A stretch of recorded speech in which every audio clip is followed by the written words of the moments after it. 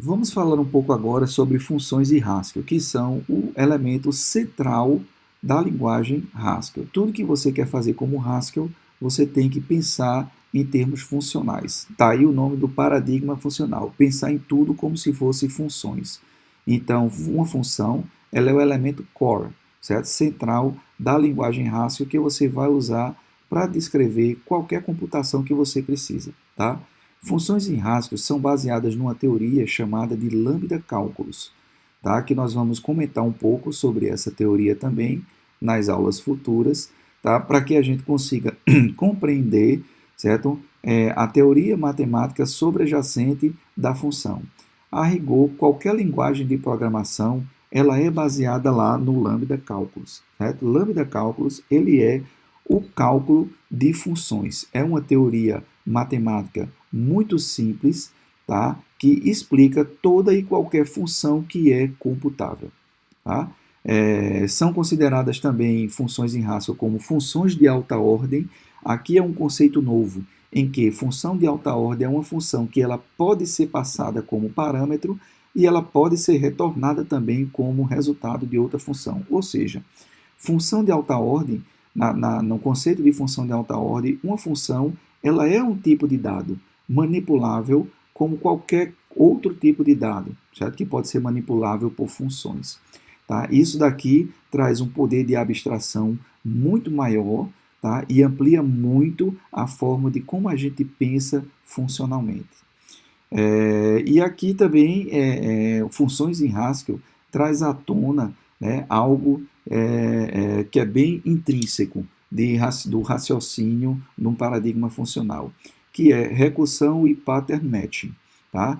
O pattern matching vai permitir a redução de código de escrita, principalmente da tendência que a gente tem quando está trabalhando com linguagens imperativas e orientadas a objetos, onde a gente tem que escrever como fazer.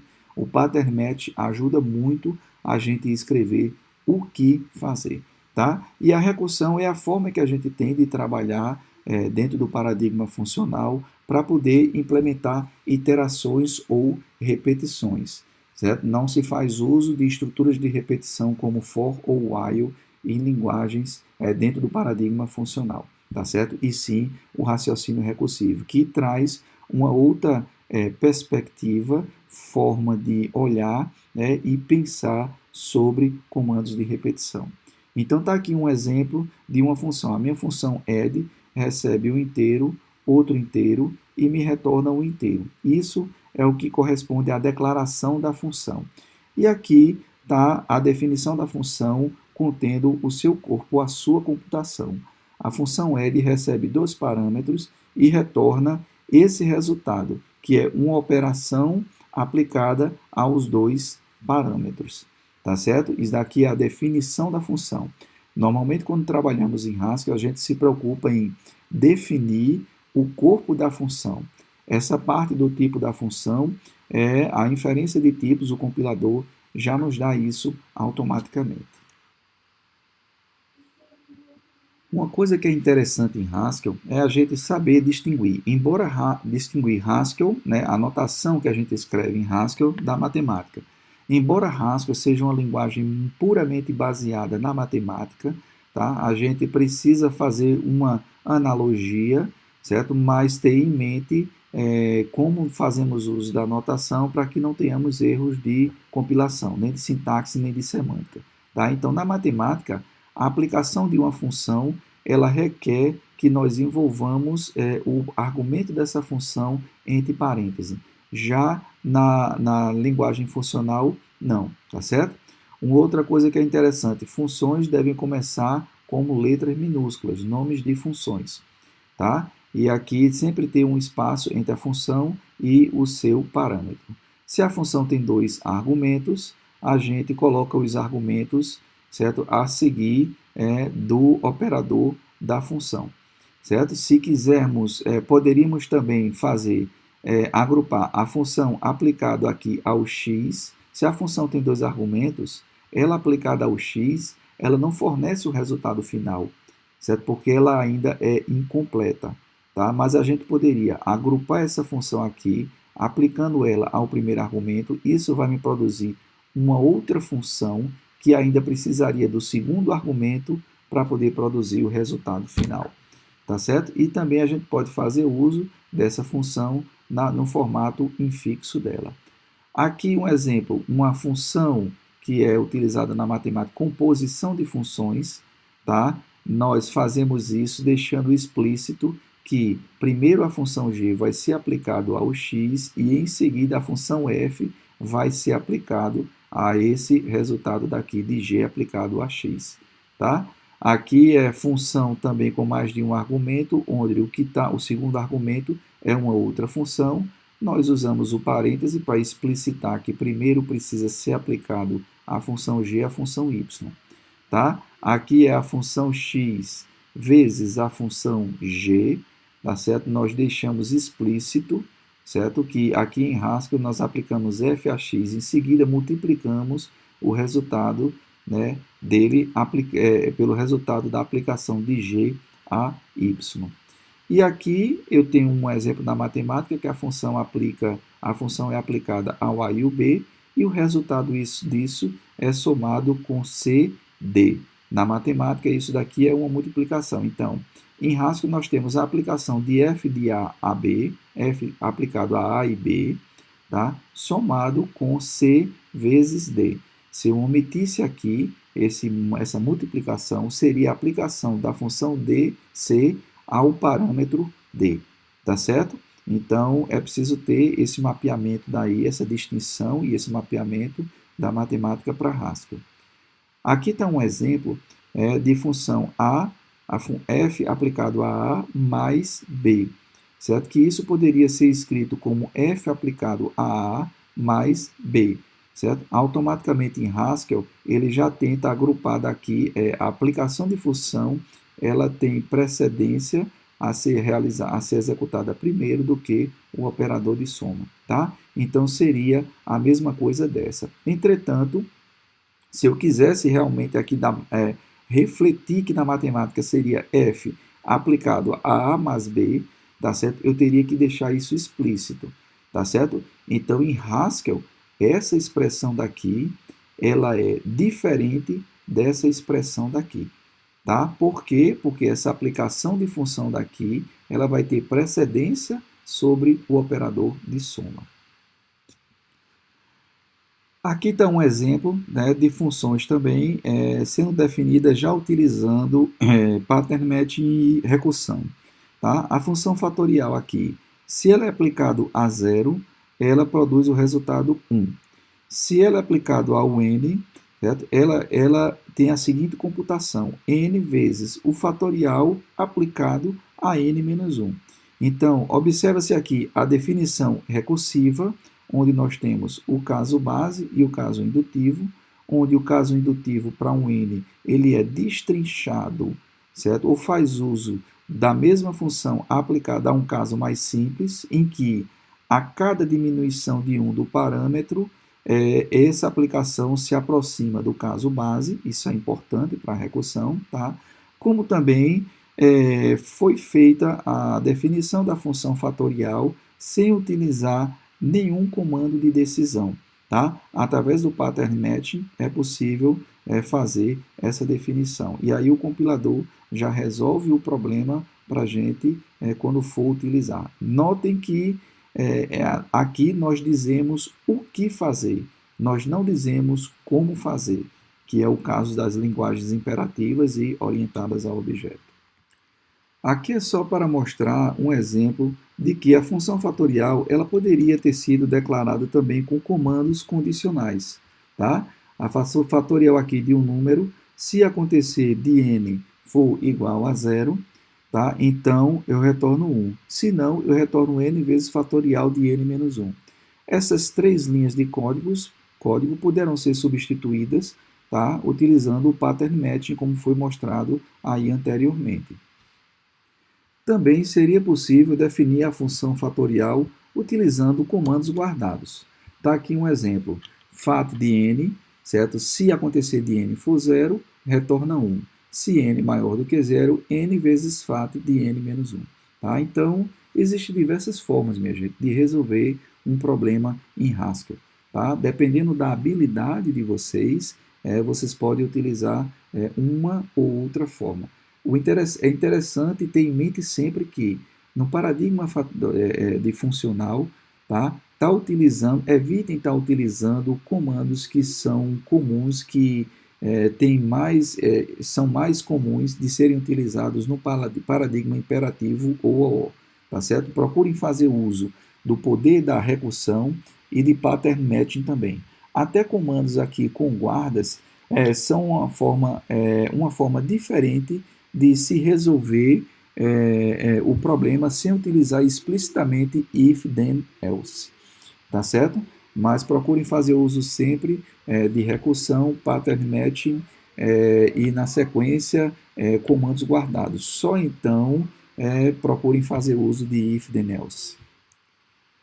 Aqui está um outro exemplo da mesma função fatorial sendo definida de forma recursiva e com guarda, tá? Onde a primeira guarda é o caso base, captura o caso base onde n é igual a zero, que a função retorna 1, e quando n é diferente de zero, retorna n vezes fatorial de n menos 1. Qual seria a diferença, por exemplo, dessa função daqui, certo? Com a outra que foi mostrada previamente, que o n é maior do que zero, tá? Se eu fosse invocar essa função daqui, eu poderia invocar passando aqui fatorial, para ela calcular o fatorial de n menos 1. Ela não iria casar com essa guarda, iria casar com essa daqui, que é diferente de zero, iria fazer menos 1 vezes o fatorial de n menos 2, que seria expandido novamente aqui e não retornaria um resultado. Já nesse caso daqui, certo? Aqui a minha função ela está definida apenas para valores maiores ou iguais a zero. Então, no caso daqui, se eu invocasse essa função fatorial passando um número negativo, ela não iria casar com guarda nenhuma e iria dar um erro. Aqui está um outro exemplo de como calcular as raízes de uma equação do segundo grau utilizando programação funcional. Está aqui o formato genérico da equação, tá? Onde as raízes dessa equação ela é dada pela fórmula. Podem ter no máximo duas raízes, tá? Zero, uma raiz ou duas raízes, tá? Ou pode também não ter solução, tá? Então é dado pela fórmula menos b mais ou menos raiz de delta sobre 2a, tá? Onde o delta é dado por essa fórmula matemática daqui. Então, simplesmente para calcular as raízes, certo? Veja que toda fórmula depende de A, B e o delta que depende de A, de B e de C. Tá? Então, é fácil da gente enxergar que os parâmetros dessa função para calcular as raízes são A, B e C. Então, está aqui. As raízes dessa equação, ela recebe uma tupla como parâmetro. Poderia ser A, B e C separado aqui, A espaço B espaço C, mas é passado aqui como uma tupla, tá? E ela vai voltar às duas raízes, x1 e x2, onde x1 vai ser dado pela expressão E somado com raiz quadrada de alguma coisa sobre 2a. Certo? E x2 é menos raiz quadrada de alguma coisa, que é o delta sobre 2a. Aí imagine aqui, olhando para essa fórmula daqui, tá? Nós temos menos b mais raiz de delta sobre 2a e menos b menos raiz de delta sobre 2a. São as duas raízes, onde delta é dado por essa expressão, tá? Notem que isso é o mais ou menos de uma fração com o mesmo denominador, que podemos distribuir, tá certo? Quebrar essa fração em uma soma ou subtração de duas frações. Uma que tem o menos b sobre 2a e a outra que tem o delta sobre 2a, certo? E aqui essas raízes são calculadas uma com o mais e outra com o menos. E é o que a fórmula faz, tá? Ele pega esse E daqui, onde o E é dado por menos b sobre 2a, tá certo? Aí tem mais e tem o menos. E o delta, certo? Que está aqui, está sendo aplicada a função raiz quadrada a ele. Ela é calculada por b ao quadrado, que é b vezes b, menos 4 vezes a vezes c. Então, está aqui uma função que captura, é o cálculo das raízes de uma equação do segundo grau. É importante notar que essa construção com cláusula where, certo? Ela é uma forma da gente utilizar recursos no corpo de uma função, onde esses recursos podem ser definidos a posteriori. Tá? Então, no caso aqui, x1 e x2, eles vão ser calculados utilizando A, B e C, mas o corpo de cálculo de x1 e x2 é definido depois do seu uso. Tá? Então, esse é o principal propósito da cláusula where no corpo de funções de Haskell, tá? Onde você pode dizer que é x1, x2, inclusive x1 é definido em função de E e em função de D, que não está aqui descrito a priori, mas logo após o seu uso vai ter uma expressão dizendo como é que é calculado o delta e como é que é calculado o termo E. Um outro exemplo de uso de cláusula where em programação funcional é uma fórmula para calcular o volume de um cilindro. Tá? Um cilindro é uma figura geométrica que ele tem uma base circular e uma altura, onde a base circular vai ter um determinado raio.